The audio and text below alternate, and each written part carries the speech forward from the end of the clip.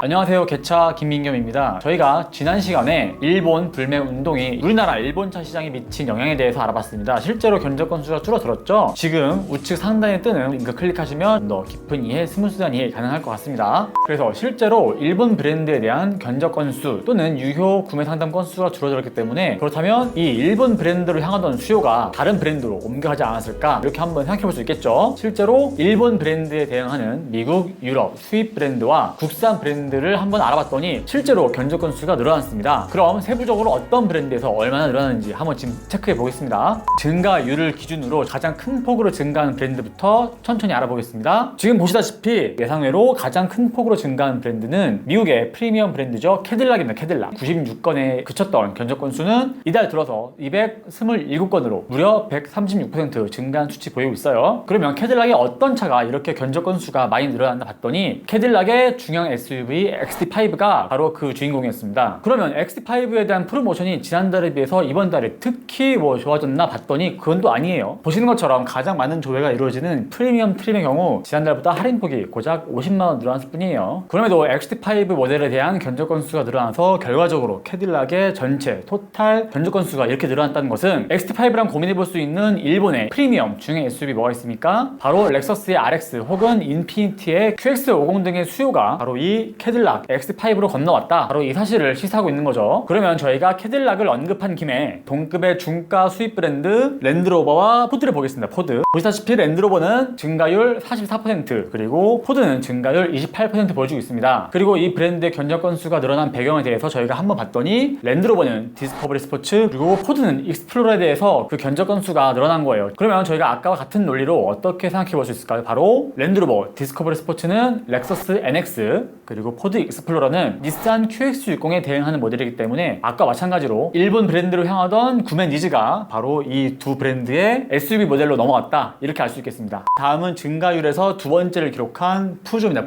푸조의 경우는 아시겠지만 가장 인기 많은 SUV 뭐예요? 3008에 대한 견적 건수가 비약적으로 늘어났습니다. 또 푸조와 마찬가지로 저가 수입 브랜드를 대표하는 브랜드 미니의 경우는 지난 6월보다 이번 7월에 들어서 보름 같은 기간 동안 30% 견적 건수가 지금 늘어나는 거예요. 푸조와 미니 두 브랜드 모두 지난달과 이번 달 프로모션에 큰 차이가 없음에도 불구하고 이런 결과를 보였다는 것은 그만큼 브랜드 간 수요가 이동했다는 것을 보여주는 증거겠죠. 푸조 3008의 경우에는 닛산 엑스트레일 그리고 토요타 라브4 정도가 대응하는 모델이 되겠고, 미니 컨트리맨의 경우에는 렉서스 UX가 바로 그 대응 모델이 되겠습니다. 그러면 지금까지 일본 브랜드에 대응하는 중저가 수입 브랜드 알아봤고, 이제 국산차 넘어가겠습니다. 현대의 경우는 증가율 44% 지금 보여주고 있는데 지난달 808건에서 이달은 1160건으로 지금 늘어났습니다. 가장 큰 요인이 되는 모델 뭔가 봤더니 바로 산타페. 요즘 산타페라고 하면은 펠리세이드에서 대기 고객이 갈아탄 게 아니냐, 이렇게 물어볼 수 있어요. 하지만 같은 기간 동안에 들어온 견적 건수는 둘 다 동일한 수준을 유지하고 있었습니다. 그 말은 곧 뭐예요? 바로 일본 브랜드 준대형 SUV를 염두에 두고 있던 수요가 산타페로 옮겨온 것으로 해석할 수 있겠죠. 그리고 그 모델은 혼다의 경우 파일럿, 그리고 닛산의 경우는 패스파인더, 이렇게 되겠습니다. 다음으로 기아. 보시는 것처럼 지난달 1341건에서 이달 1680건으로 25% 증가한 수치를 보이고 있어요. 어떤 모델이 이 같은 증가를 유도했는지 봤더니 바로 신형 K7, 신형 이슈도 물론 있지만 준대형 하이브리드라는 점. 따라서 뭐랑 겹쳐요? 바로 ES가 떠오르죠. ES 하이브리드 모델과 그 포지셔닝을 같이 하다 보니까 ES로 가려던 예비 고객 혹은 잠재 고객이 보다 저렴한 국산 준대형 하이브리드로 넘어왔다는 점, 저희가 이렇게 추측해 볼 수 있겠습니다. 그럼 현대기아는 이 정도로 마치고 나머지 국산차 뭐가 있습니까? 르노, 삼성, 쌍용, 쉐보레 있죠. 지금 보시는 것처럼 쌍용, 르노, 쉐보레 역시 증가폭을 보이고 있죠. 쌍용이 26%로 가장 높은 증가율을 보이고 있습니다. 그 다음 순서대로 르노, 삼성, 그리고 쉐보레. 세 브랜드 모두 그렇게 모수는 크지 않지만 어쨌건 전반적으로 견적 건수에서 상승세를 보이고 있다는 점이 이번 불매 운동으로 인한 반사 이익 효과와 무관하지 않겠다, 이렇게 볼 수 있겠습니다. 오늘은 이렇게 일본차 불매 운동으로 인해서 반사 이익을 가져간 브랜드에는 어떤 게 있을까 한번 알아봤습니다. 그랬더니 실제로 중저가 수입 브랜드 그리고 국산차 브랜드가 모두 지난달보다 견적 건수가 올라가면서 유효 구매 상담 건수가 늘어났다. 이는 곧 실제로 일본차 브랜드에 대해서 줄어든 견적 건수만큼 다른 브랜드의 그 수요가, 그 니즈가 옮겨왔다, 이 사실을 저희가 중저가 수입 브랜드 그리고 국산차 브랜드의 늘어난 견적 건수를 통해서 확인할 수 있었습니다. 그러면 저희 개차에서 전달해드리는 자동차 신차 구매 관련 정보 영상 받아보시려면 어떻게 하겠어요? 개차 유튜브 채널 구독과 좋아요 그리고 알림 설정 해주시면 감사하겠습니다. 지금까지 개차 김민겸이었습니다.